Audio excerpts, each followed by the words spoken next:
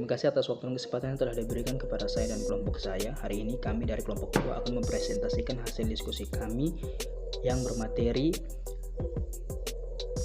peranan media televisi dan radio dalam komunikasi bisnis. Kepada para pemateri, waktu dan tempat saya persilahkan.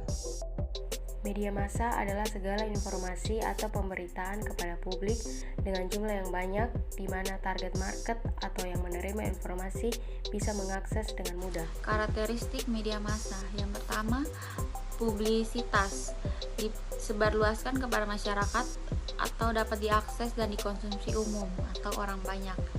Yang kedua, kontinuitas, yaitu terbit kesinambungan atau terus-menerus sesuai dengan periode mengudara atau jadwal terbitnya harian, mingguan, atau bulanan.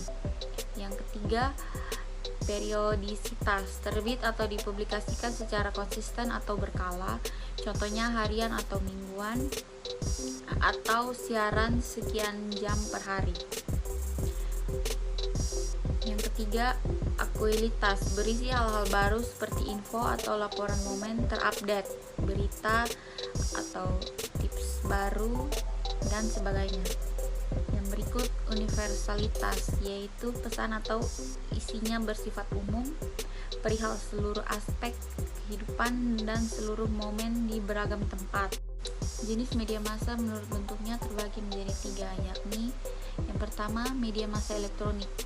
Jenis media massa yang isinya disebarluaskan melewati suara atau gambar dan suara dengan menggunakan teknologi elektro seperti radio, televisi, dan film. Yang kedua, media massa cetak. Media massa cetak dalam lembaran kertas. Dari segi formatnya dan ukuran kertas, media massa cetak secara detail mencakup koran, surat kabar, majalah, tabloid, dan lain-lainnya.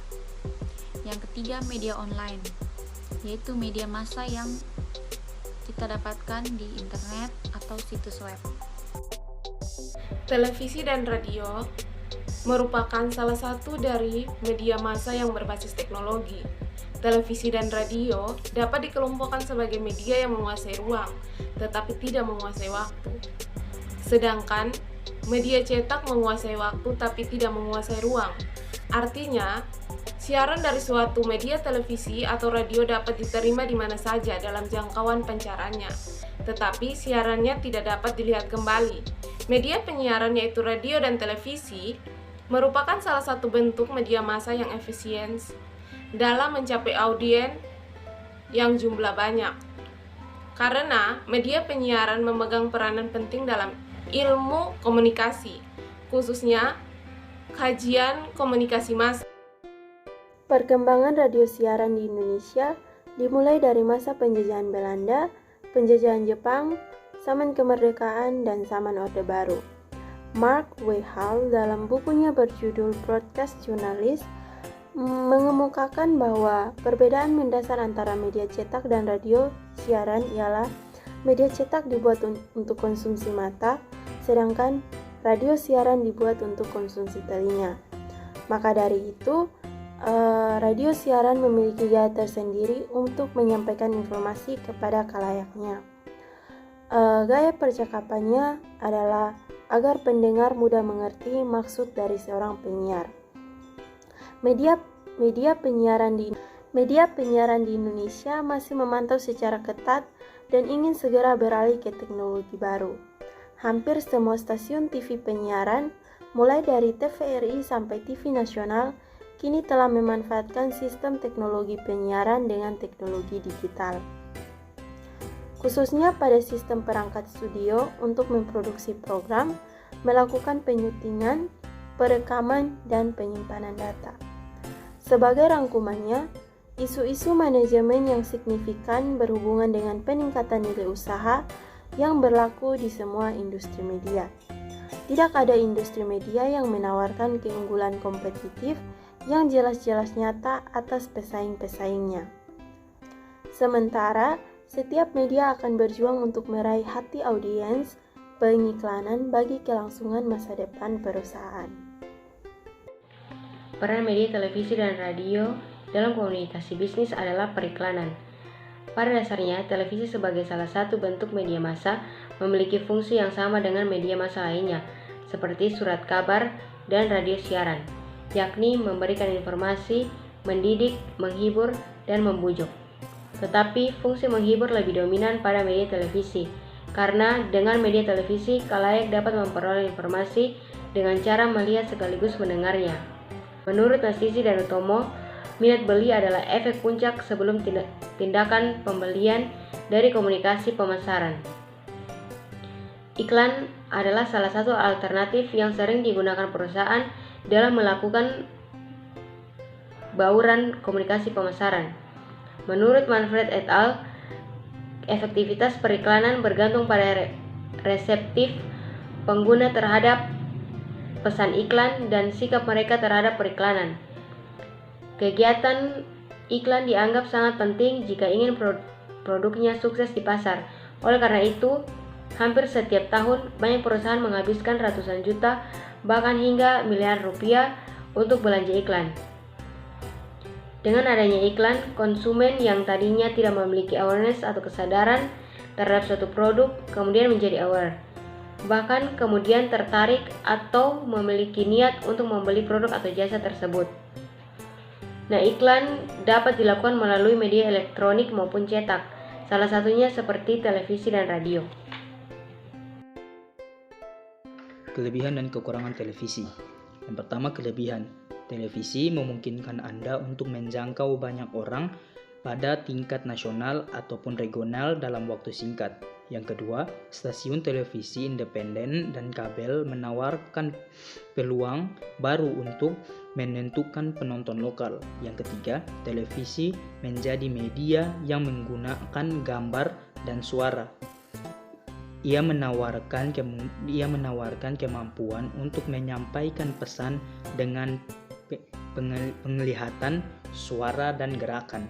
Kekurangannya, yang pertama, pesan bersifat sementara dan mungkin memerlukan beberapa eksposur agar iklan naik di atas keruentan.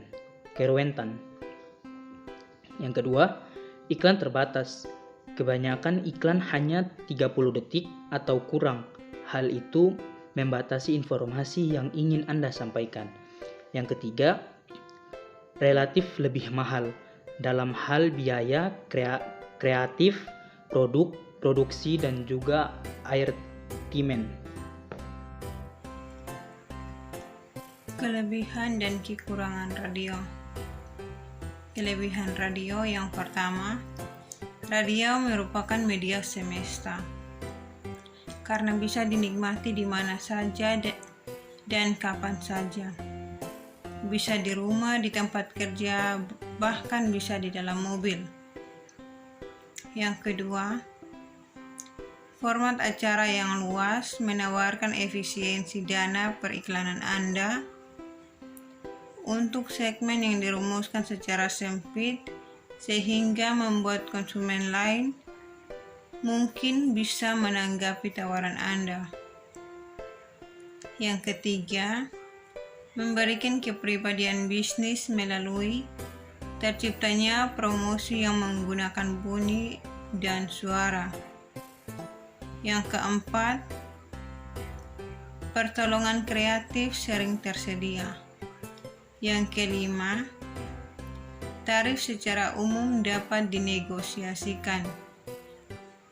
Yang terakhir, kurun waktu 10 tahun terakhir ini, tarif iklan radio kenaikannya tidak selalu signifikan dibanding media lain. Kelemahan radio. Yang pertama, karena pendengar radio tersebar di banyak stasiun, jadi Anda mungkin harus beriklan secara bersamaan di stasiun yang berbeda untuk menjangkau target pemirsa. Yang kedua, iklan merupakan gangguan dalam hiburan. Oleh karena itu, beriklan di radio memerlukan beberapa pemaparan untuk memastikan para pendengarnya tune out dan memastikan retensi pesan. Yang terakhir, radio merupakan media latar belakang. Kebanyakan pendengarnya mendengar sambil melakukan sesuatu. Itu artinya iklan Anda harus bekerja keras untuk mendapat perhatian mereka. Kesimpulannya, televisi dan juga radio adalah dua terobosan besar di dalam bidang informasi yang dimana dapat memungkinkan kita mendapatkan informasi jauh lebih cepat dan juga lebih akurat.